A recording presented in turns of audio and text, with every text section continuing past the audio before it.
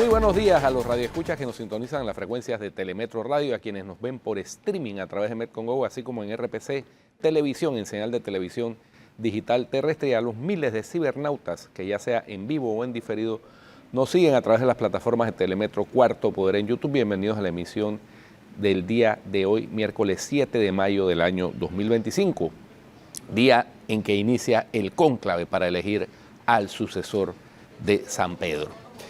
En materia internacional, el Comité de Seguridad Nacional, NSC, el máximo órgano de seguridad nacional presidido por el primer ministro del país, Shehbaz Sharif, dio plena autoridad a las Fuerzas Armadas de Pakistán para responder a la agresión india, que perpetró una serie de ataques aéreos en territorio pakistaní. Las Fuerzas Armadas han sido debidamente autorizadas para tomar las medidas correspondientes, indicó la oficina del primer ministro pakistaní tras la reunión convocada poco después del ataque de India. El conflicto entre India y Pakistán escaló este miércoles con bombardeos de las fuerzas de Nueva Delhi contra el país vecino y disparos cruzados de artillería en la disputada región de Cachemira, con 26 muertos del lado pakistaní y 12 del lado indio. India anunció la destrucción de 9 campamentos terroristas en territorio pakistaní.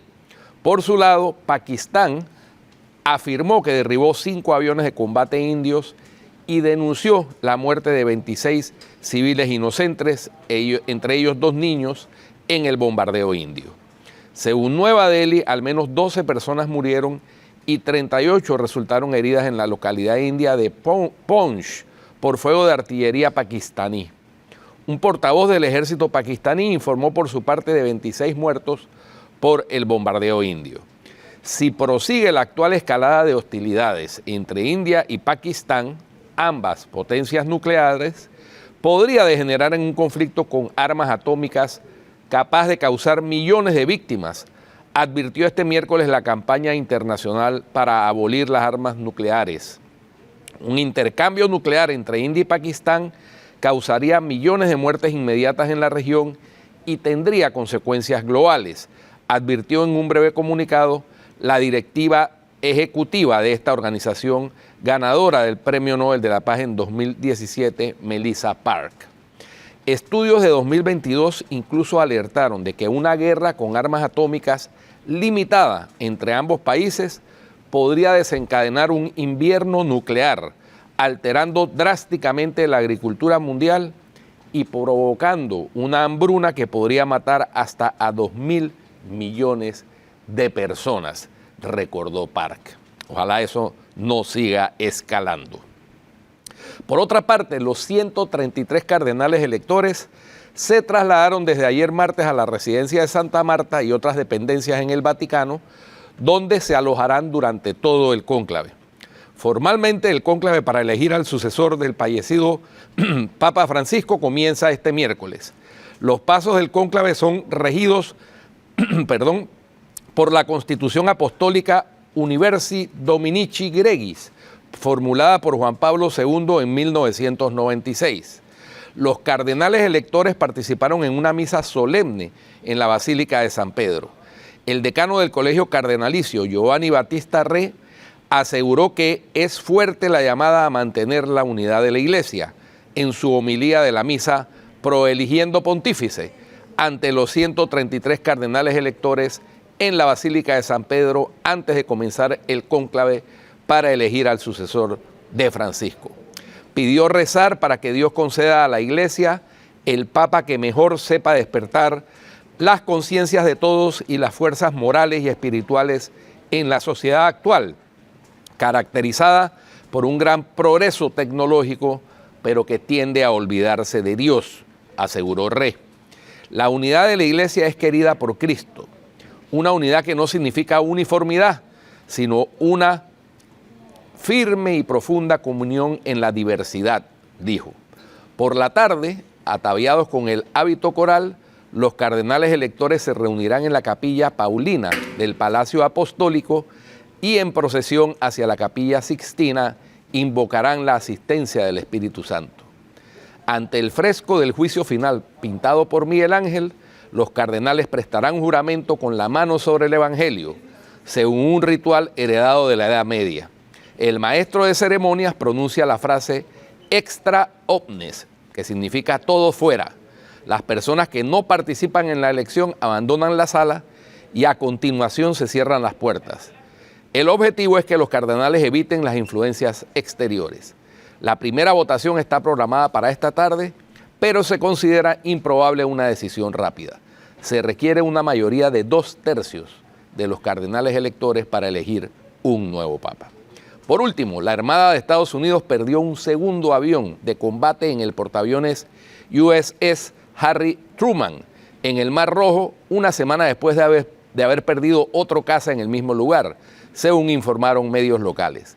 Aún no está del todo claro qué sucedió, ya que la investigación está en curso, pero según informó CNN, se produjo un fallo en el mecanismo de detención cuando el caza intentaba aterrizar en el portaaviones y el piloto y el oficial de sistemas de armas tuvieron que eyectarse.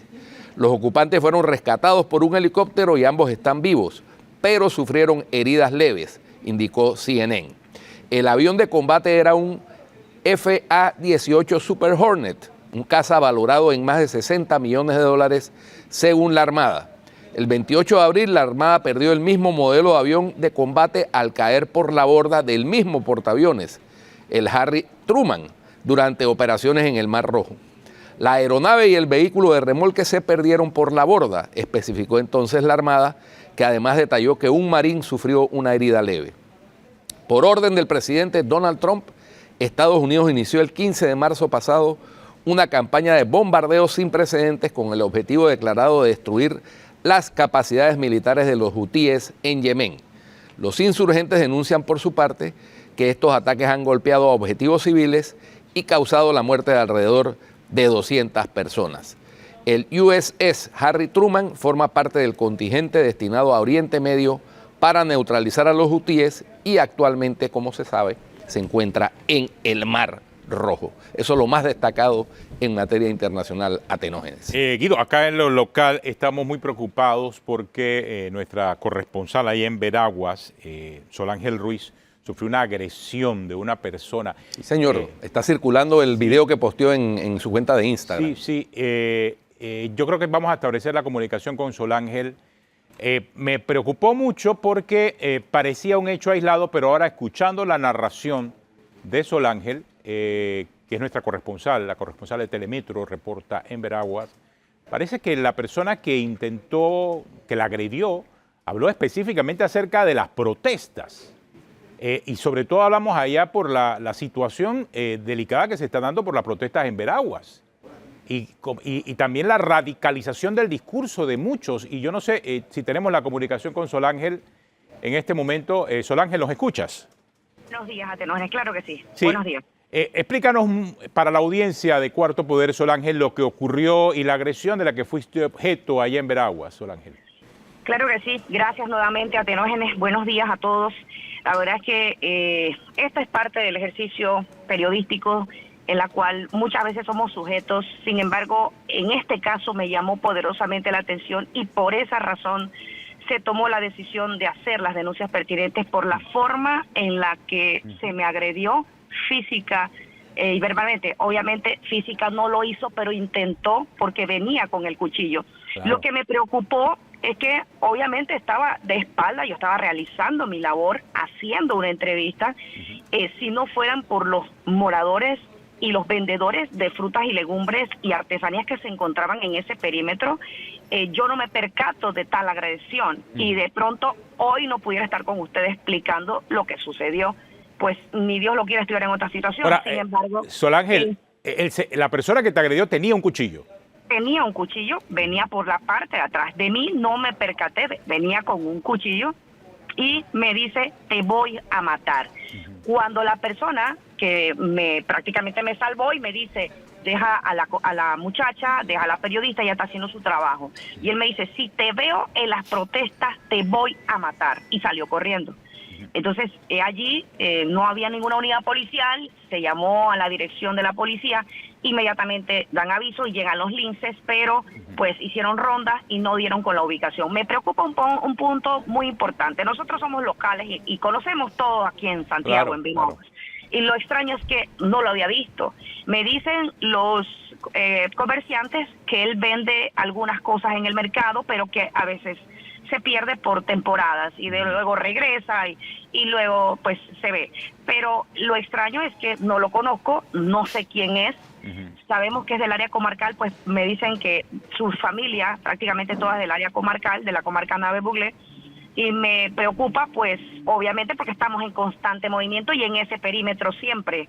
Entonces, eso fue lo que sucedió y me llamó poderosamente la atención cuando él dice que si me ve en las manifestaciones, si me ve en las protestas, que tenga mucho cuidado porque me va a matar, y enseñándome el cuchillo. Eso es lo extraño, eso es lo que a mí también me llamó la atención, porque una cosa es la agresión y otra cosa la relación que él establece entre cobertura del tema de las protestas, y así te lo digo. Claro. Así es. Y eso es lo que me llamó, pues, la atención y me preocupó, porque no puede ser que de pronto esté en mi ejercicio sin mediar palabra y la forma en la que la hizo la puede volver a repetir, porque no lo hizo de frente, lo hizo a mis espaldas.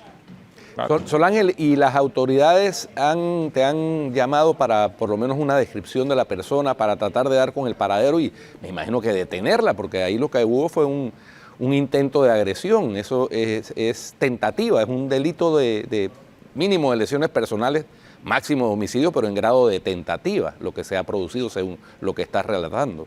Claro que sí. De hecho, inmediatamente llamé a la administración del mercado por el tema, pues, de las cámaras de vigilancia. Ahí se observa, las cámaras ya están siendo revisadas, tengo entendido que van a ser procesadas, ya se hizo la denuncia, los rasgos ya los tienen, incluso la identificación, ya las unidades del INCE se las envié prácticamente en la mañana de ayer, porque uno es periodista y uno investiga y toda la información se remitió a las instancias y estamos a espera si se da con la aprehensión y por lo menos explique cuál es la situación, porque pues no puede ser que una persona la cual estemos diariamente en la calle, pues estemos objeto de este tipo de ataques, la cual ahora no sé dónde está, porque dice que no lo encuentran. Entonces es mucho más preocupante todavía, porque la exposición en la que estamos enfrentando cada día es delicada, ¿no? Pero sí es preocupante para nosotros los periodistas del interior este tipo de condiciones. Ahora, en el transcurso de la cobertura, ¿has recibido algún tipo de amenaza, Solángel? Hemos recibido como tal de algunos docentes, algunos gritos, ¿qué haces aquí? ¿Por qué estás aquí? Lárguese de aquí. Son situaciones que nos ha pasado desde el día 1. Sin embargo, es parte de nuestro trabajo. Todo el tiempo nos ocurre, pero le llamé la atención poderosamente ayer con esa actitud del cuchillo y por detrás. Pero en el perímetro de las protestas, desde el día 1 que hemos dado cobertura en las avenidas de Santiago, sí hemos recibido, pero de parte de personas que te lo dicen. Solángel, ¿qué haces aquí? ¿Para qué cubres?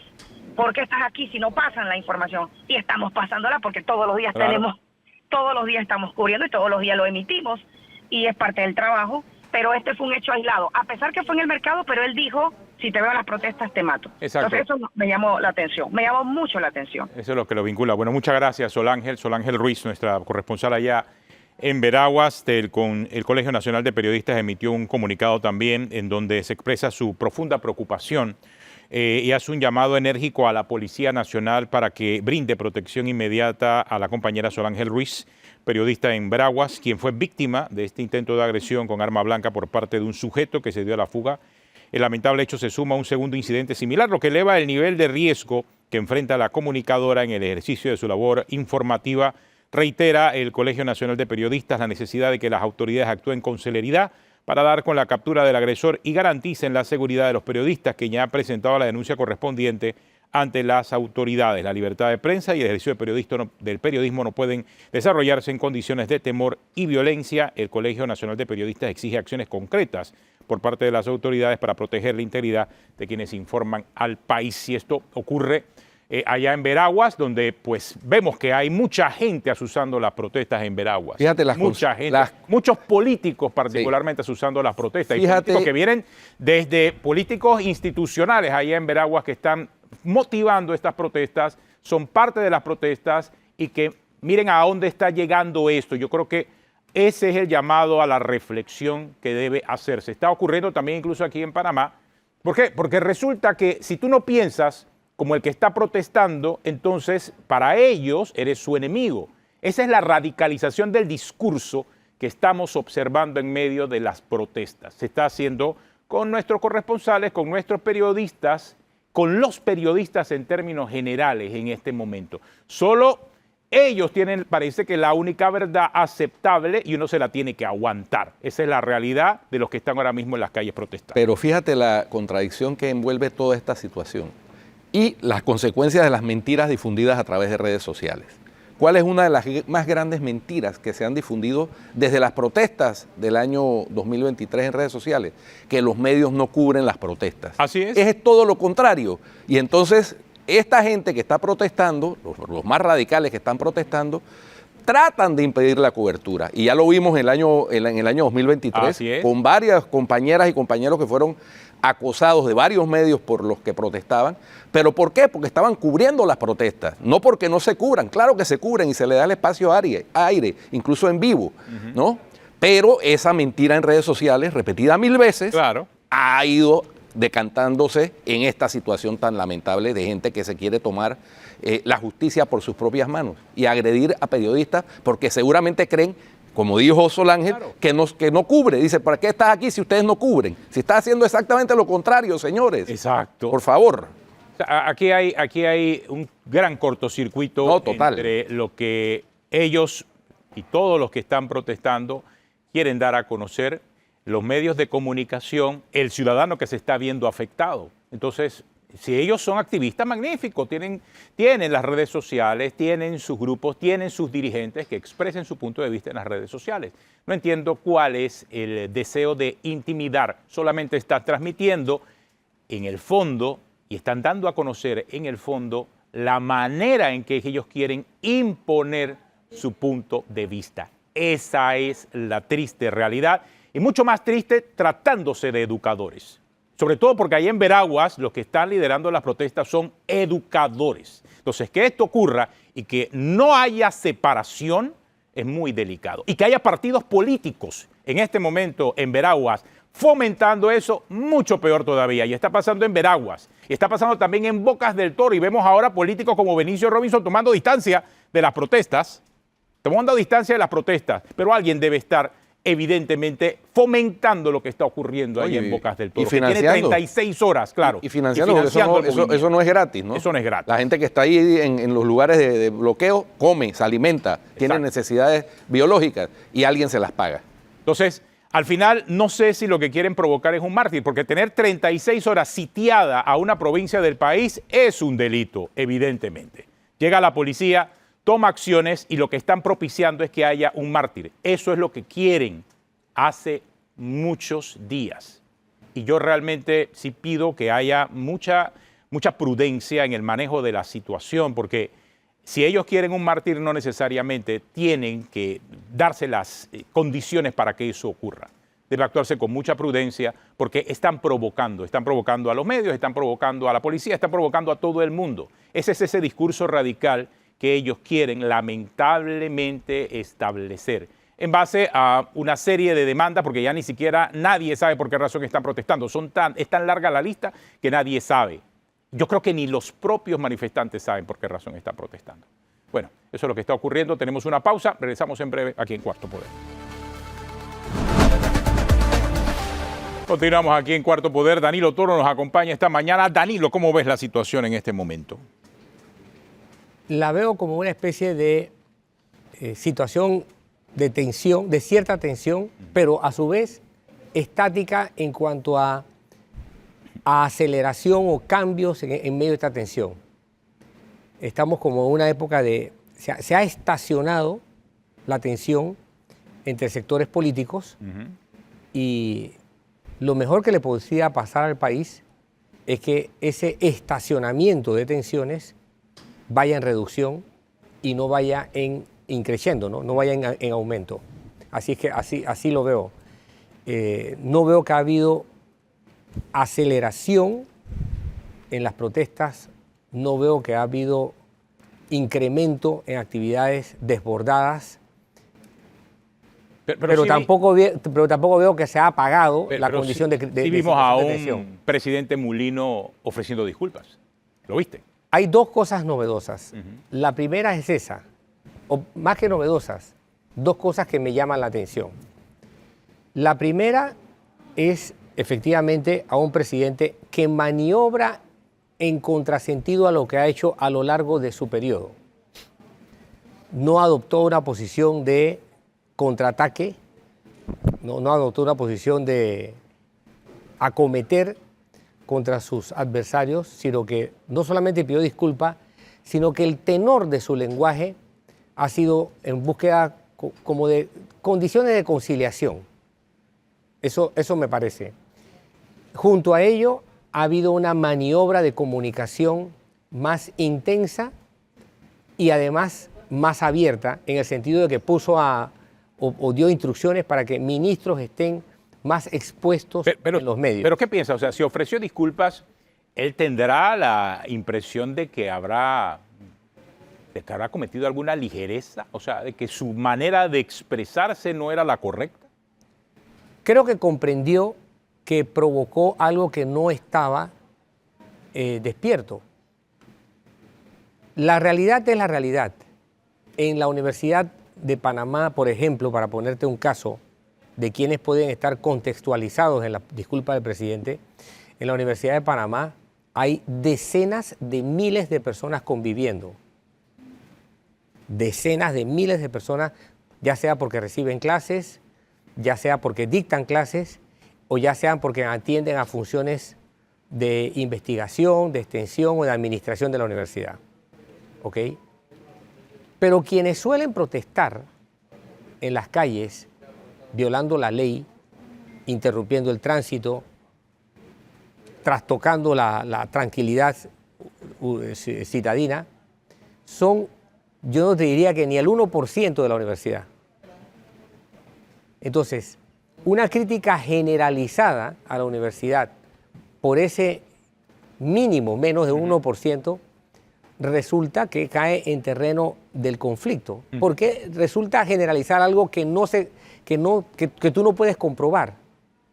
Entonces, en ese sentido, la corrección del presidente, a mi criterio, fue absolutamente realista y oportuna, porque la generalización, ¿no?, tildar a la universidad de algo que no está caracterizada por una ínfima minoría que tiene un mal comportamiento, no era procedente. Ayer salió a la calle la Universidad de Panamá. Claro. En una protesta muy distinta, hay que reconocerlo. Claro, una protesta cívica, pacífica, una marcha. Y ese es el punto. Ese es el punto. Yo te aseguro que la inmensa mayoría de los que protestaban ayer no tenían en su horizonte participar en protesta alguna. Es gente que suele trabajar o estudiar en la universidad sin mayor beligerancia. Pero en el contexto de un debate áspero, salieron porque se sintieron convidados de una manera negativa a participar. Y lógico, ¿no? Esto el pliego de reclamos ha ido abultándose, ha ido creciendo y al final de lo que se trata es de una expresión de malestar con múltiples cosas sobre las cuales el gobierno, entiendo por lo que he estado viendo, ha estado tomando nota, y de allí el cambio de actitud del gobierno con respecto a cómo se desplazan ahora sus principales voceros. Pero nada más para terminar, ese era el primero. El otro aspecto que veo destacable, aparte de eso, es que veo relativamente estática la convocatoria de quienes adversan al gobierno. Eso no es ni malo, ni bueno, ni conveniente o inconveniente. Esa es la condición con que se muestra. Salvo la marcha de ayer, que es una marcha que te perfila una población muy, muy importante, porque estamos hablando de no cualquier población. Tener a esa población, que equivale a decir una población significativamente preparada, allí no está gente no preparada, allí no, o gente que no está buscando preparación, que no está buscando instrucción. Allí hay gente que está o muy preparada, bien preparada, o gente que está buscando una preparación de nivel superior.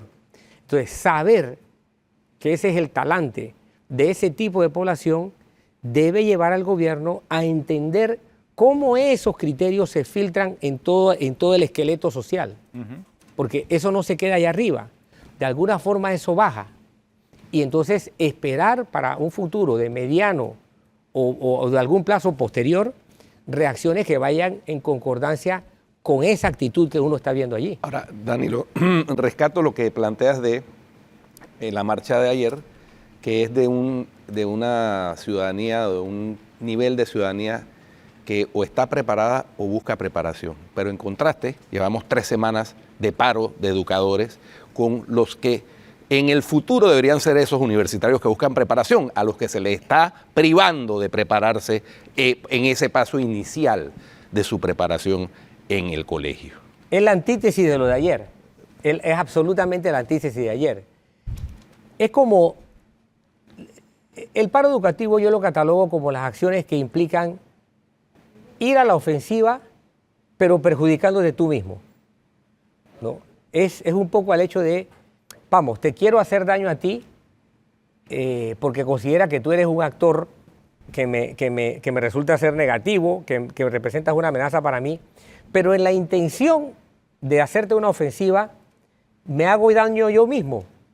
Actitud kamikaze. Me destruyo yo mismo. Sí, actitud Exacto. kamikaze. Entonces, la sociedad debe entender que la afectación en la escala de la formación del recurso humano, esa afectación a ese nivel no tiene cómo compensarse, por 2 razones muy claras. Primero, porque el tiempo no es recuperable. El tiempo que se perdió. Punto. Eso de que recuperó el tiempo, no. Redoblaste esfuerzo. Esa es otra cosa. Esa es otra cosa. Así es. Redoblaste esfuerzo y te pusiste las pilas, pero el tiempo perdido fue tiempo perdido. Ya. El tiempo es la única cosa que no se puede recuperar. Se puede recuperar incluso la salud. La gente suele decir la salud es lo más importante. No, la salud tú la puedes perder y la puedes recuperar. El tiempo no. No es recuperable.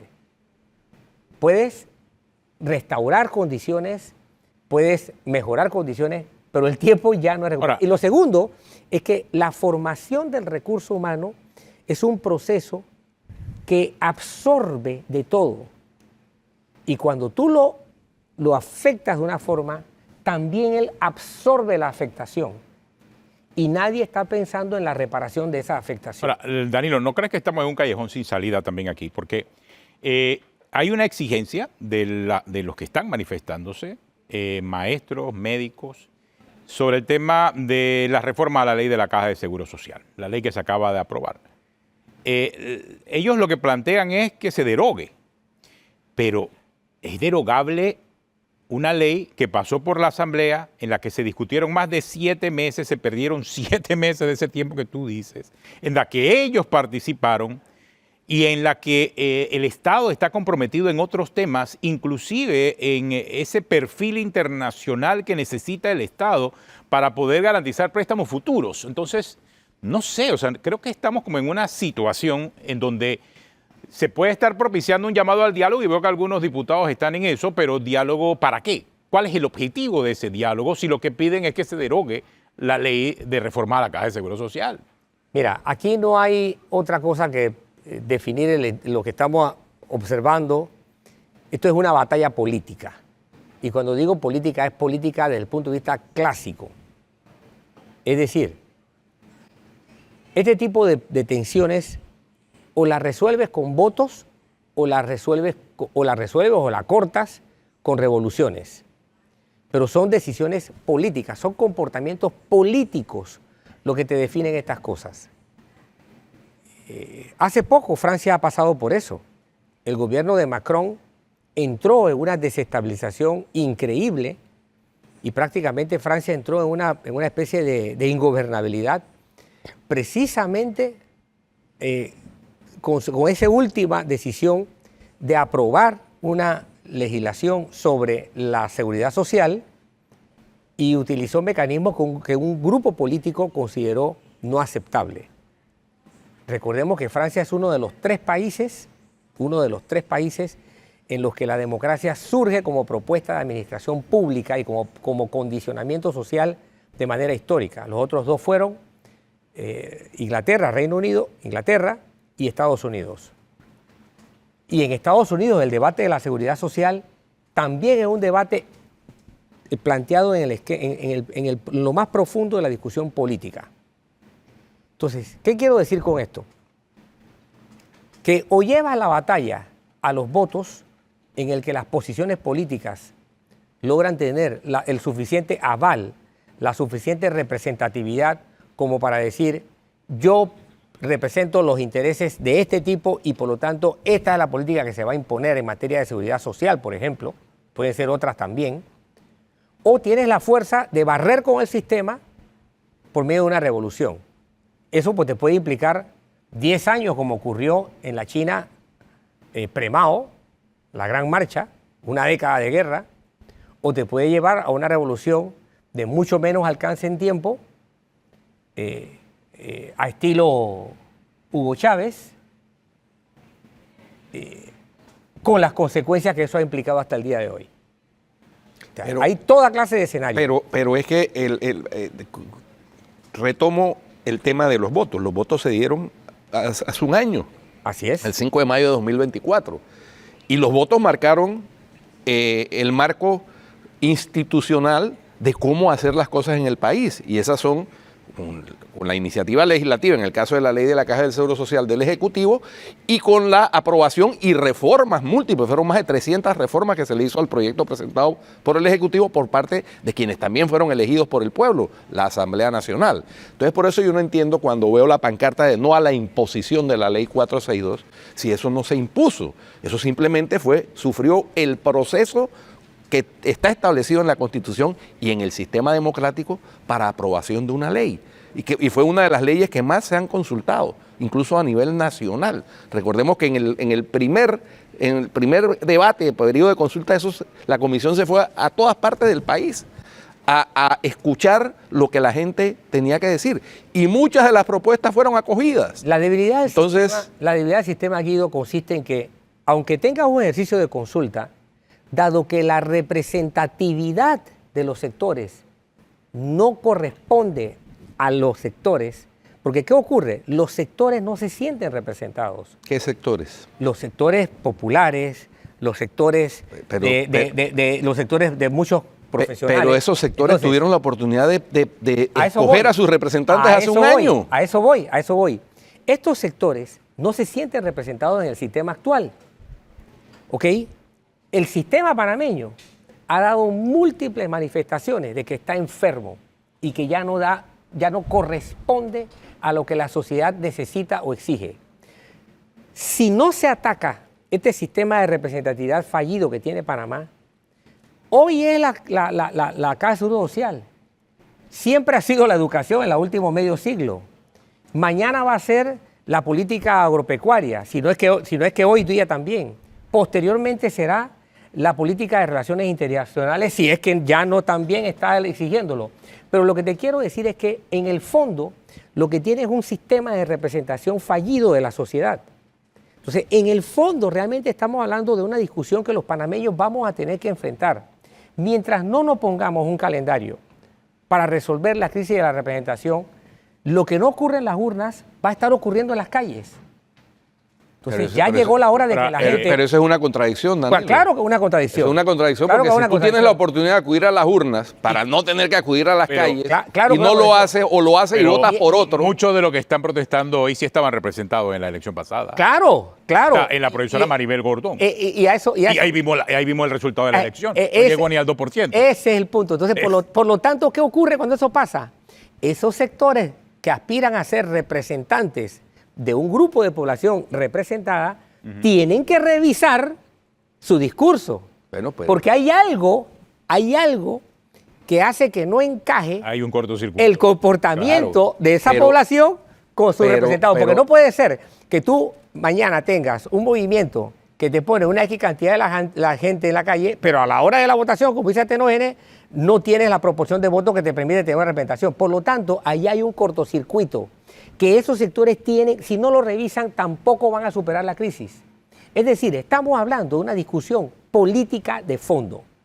Hay cortocircuito allá y hay cortocircuito en todo el sistema. No, y también el eterno problema que el que gana las elecciones en Panamá, créame, muy pocos han llegado al 40%, muy pocos. Así es. Y en el caso de este gobierno en particular, el presidente gana con un 34%. Exacto. Eso significa que tienes en contra a un 66%. Así es. Y desde en el arranque. Entonces creo que eso también es un fenómeno que tiene que evaluarse. Ahora, depende, y esto es proporcional en cuanto a la cantidad de candidatos, es cierto, pero también en cuanto al interés del votante de a quién le da el voto. Pero bueno, tenemos una pausa. Ya regresamos aquí en Cuarto Poder. También nos acompaña el alcalde de Chorrera, porque hay casualmente, miren, va a hacerse este fin de semana una convocatoria allá en Chorrera.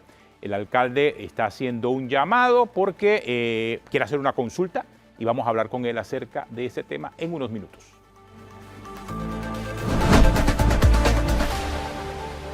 Continuamos aquí en Cuarto Poder. Está con nosotros el alcalde de Chorrera, Eloy Chong, que por cierto este domingo 11 de mayo tiene una consulta ciudadana sobre las alternativas y el uso que la comunidad quiere darle a los terrenos de la Feria de la Chorrera. Y hablando acerca de esas consultas y de utilizar las herramientas de la democracia, creo que Chorrera está dando un paso importante, y sobre todo el municipio, para iniciar esas consultas. Así que, alcalde, ¿qué tal? Cuéntenos acerca de esa consulta. Buenos días a todos acá, gracias por este espacio.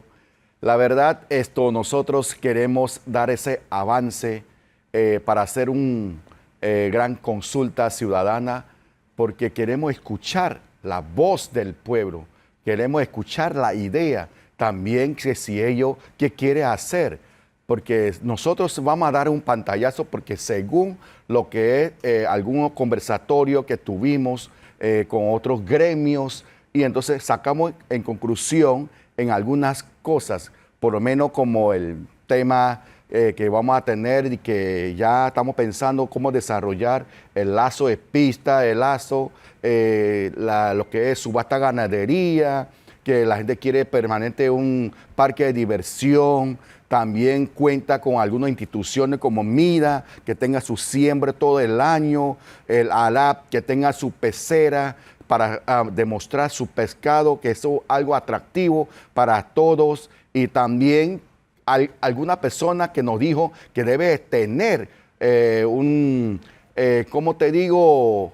Otra cosa, la ciclovía, el parque, centro de convenciones, porque nosotros sabemos que Panamá tenemos muchos meses que están en tiempo de lluvia, y de esos centros de convenciones podemos desarrollar muchas más cosas feriales, como de la casa, del carro, como de artesano, y eso es lo que nosotros queremos para que la gente llegue el día 11 del mayo, desde las 9 de la mañana, para donde está la escuela Pedro Pablo Sánchez, en la cancha, para que nos diga, porque nosotros la idea es escuchar la parte de ellos, del ciudadano, para que nos completan, o sea, implementar más ideas para dar el uso del terreno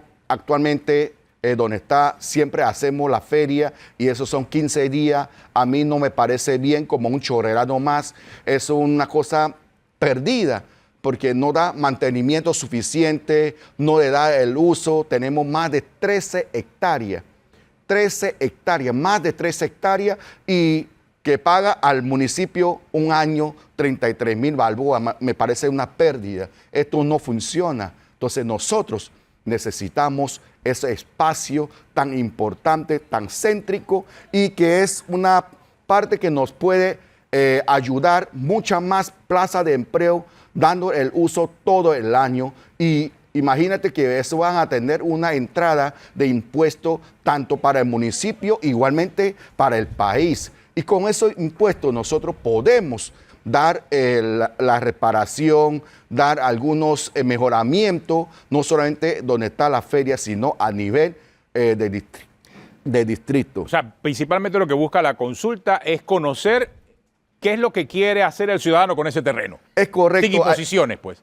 Sin imposiciones. La ley 25 de transparencia, que nosotros estamos obligados de hacer esto, consulta, para tener ese respeto también a ellos, porque sí queremos escucharlo. Alcalde, ¿y han consultado, pregunto yo, dentro de ese proceso de consultas, esta que va a ser ciudadana, han consultado con patronatos de otras ferias del país sobre qué actividades desarrollan ellos en sus áreas también, que hay la Feria de Azuero, hay la Feria de San José de David, hay varias ferias que también tienen unas extensiones de terreno considerables y que también solamente el máximo de utilización es durante el periodo de la feria, que suele ser un periodo corto. ¿Qué otras actividades realizan? ¿Han consultado? Claro que sí. Estos días, hace una semana atrás, el equipo de nosotros, el licenciado Cristóbal Fu con el licenciado Warren, han visitado desde Chiriquí, Herrera, Santiago, todos otros a nivel nacional, diferentes ferias. Y entonces hemos invitado, ellos están de acuerdo de llegar, nos da mucho más ideas el día de que van a ser el día 11 de mayo. Eso es lo que nosotros queremos. Tenemos que aprender y buscar y los buenos para tener un mejor desarrollo a nuestro terreno que tenemos. Imagínense, ellos están con esa envidia, con esa envidia que nosotros tenemos un terreno tan céntrico que abarca desde Darién hasta Cocré, que esto es un terreno tan importante donde se realizaba una feria internacional. Ellos que quisiera tener ese espacio como ustedes, pero lastimosamente no lo está utilizando bien. Eso sí, nosotros ya enviamos a los licenciados al lugar. ¿Cuánto mide el terreno, alcalde? ¿Quién está preguntando? Más de 13 hectáreas. 13 hectáreas, wow, bastante. Imagínense que ya nosotros tenemos algunos, ¿cómo es? La respuesta de la consulta del MEF y Contraloría. Dice que en 13 hectáreas nosotros fácilmente se puede alquilar como mercado ahorita más de 109,000, que es la mínima, 109,000 mensual. Y nosotros actualmente tenemos un acuerdo que estamos cobrando 33,000 anual. Claro. Eso no es nada, por eso que no podemos hacer nada. No dan los números. Pero bueno, está viendo, Danilo, eso está en el tipo de iniciativas, Sí, el tipo de consultas que son importantes. ¿A qué hora es el domingo 11 de mayo? ¿A qué hora, desde qué hora comienza Desde la las consulta? 9 de la mañana en el gimnasio del Pedro Pablo Sánchez. Eso es lo que nosotros queremos invitar al pueblo que esté presente. Igualmente, bienvenido a ustedes porque No, claro. es importante escuchar. Sí, claro, importante. 13.7 hectáreas. Aquí dice la consulta con ChatGPT. 13.7 hectáreas. Correcto. Solamente se utilizan 15 días cada año. Ya sabe entonces, Chorrera, la consulta del alcalde. Danilo, ya para terminar entonces, ¿qué vendrá para los próximos días? ¿Qué piensa? Este tipo de ejercicio, ¿no? Consultar a la población de forma ágil, porque tampoco es una consulta que debe durar su proceso tanto que se acaba el periodo y no se hace nada. Es una forma de poder lidiar entre elecciones. ¿Qué viene para Panamá? Bueno, sin duda alguna, lo primero que se le demanda a los actores políticos es que tienen que ser capaces de plantear alternativas políticas para orientar el comportamiento de los electores. Esto funciona en ambas vías. Por un lado, los electores exigen cosas y por otro lado, los representantes de los electores deben asumir el papel de liderazgo que es orientar. Creo que desafortunadamente vendrán unos días como de estancamiento. Las fuerzas políticas están como viendo a ver quién logra sobrepasar a la otra y ese es tiempo perdido para el país. El estancamiento, a mi criterio, absolutamente subjetivo, es retroceso. Porque cuando tú te detienes, cuando tú te paras, todo lo demás avanza. Claro. O sea, es mucho peor, claro, ir en la dirección opuesta y echar para atrás. Pero no es cierto que el estancamiento es una especie de paréntesis que tú te tomas, no. En términos políticos, a veces el estancamiento es tan malo como ir en la dirección opuesta. Tiene que encontrarse un denominador común en el que las fuerzas, por lo menos la mayoría de las fuerzas, puedan compartir criterios, puedan encontrar un denominador común, porque el país no da para más y no habrá país que repartirse después, porque no es cierto que vendrá alguien a salvar a Panamá o a resolver los problemas de Panamá. Ni tampoco la solución va a caer del cielo. No va a caer del cielo, Sí. no va a venir del norte, ya eso hay que tenerlo requete aprendido. La solución no va a venir de afuera. La solución tiene que venir de los panameños que sean capaces de converger al menos en algún punto en este país. Bueno, nosotros estamos muy enfocados en nuestros roles. Lo que pasa es que nosotros vamos a crear, buscar más impulsos y también nuestro rol es gestionar.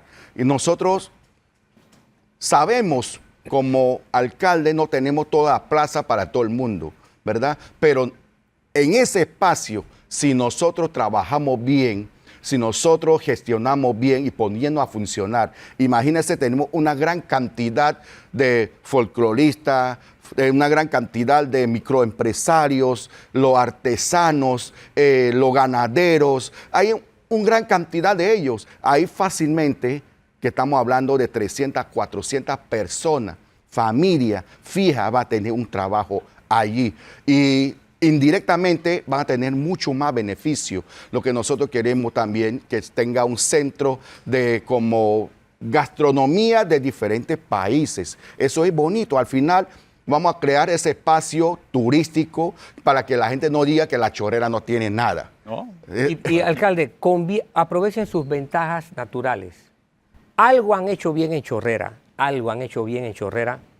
que por ejemplo, un colegio secundario oficial, la Pedro Pablo, es un icono educativo. Es correcto. Los egresados de allí no tienen nada que pedirle a los egresados de los mejores colegios particulares del país.